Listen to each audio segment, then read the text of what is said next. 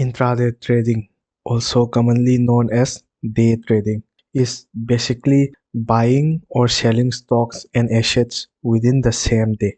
But that's not why you're here. You're here for the juicy secret. You're here because you want to know where to start. Well, don't worry, my friends. This video will clear all your doubts and help you kickstart your journey to becoming the best trader you can be. Let's begin.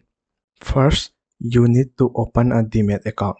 When choosing a broker to open a Demat account, always choose the cheaper and more reliable option. But Aiden, it's only 0.2% more. Wait, let me finish. For investing long term, that 0.2% might not amount to much, but when you are day trading, there are a lot of service charges. Couple that with the fact that you would be paying 0.2% more every day. So yeah, those tiny 0.2% adds up and hits you even harder when you are losing trades.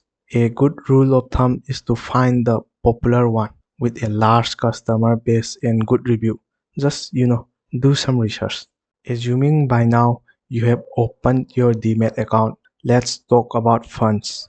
I recommend a minimum of rupees 5,000 as funds. With that 5,000, you might be able to trade with positions worth 25,000. How, you ask? You see, there is something called margin or leverage when you're day trading. Most brokers provide up to 5 to 20 times margin. What that means is if you have rupees 5,000 as funds and 5 times margin, you will have a buying power of 25,000. But be careful though, cause now you have to pay 5 times the delivery charges, and when you lose 5 times more. But if you win 5 times more, so I guess that's fair. Moving on to the technical details. When you are ready to trade, you might see two options, MIS and CNC. MIS is used to get that intraday leverage and CNC for long-term investment. So choose MIS if you are going for intraday trades. Once you have entered your trades, you will want to set a stop loss. Setting a stop loss ensures that when you lose a trade, you don't lose more than a specified risk. It basically squares off position automatically if the price hit the trigger against you. A limit order is also the same, but it squares off position when the price hit your target. A limit order can also enter a position at your target price. So it's Same, but different. But still same. another nice thing as a day trader is you can either buy or short a stock.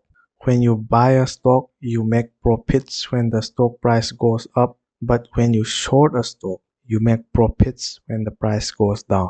For example, let's say company A had some accusations today, and you know that the stock price will go down. So what do? You short their stock. Basically, you sell stock A at a higher price, and when the price goes down, you buy it at a lower price, and the difference will be your profit. Well, that's about it for this video. Sure, there's a lot more technical and intuitional disciplines to learn for becoming a profitable trader, but let's cover that in another video. For now, I wish you the best of luck, and in case I don't see you, Good afternoon, good evening, and good night.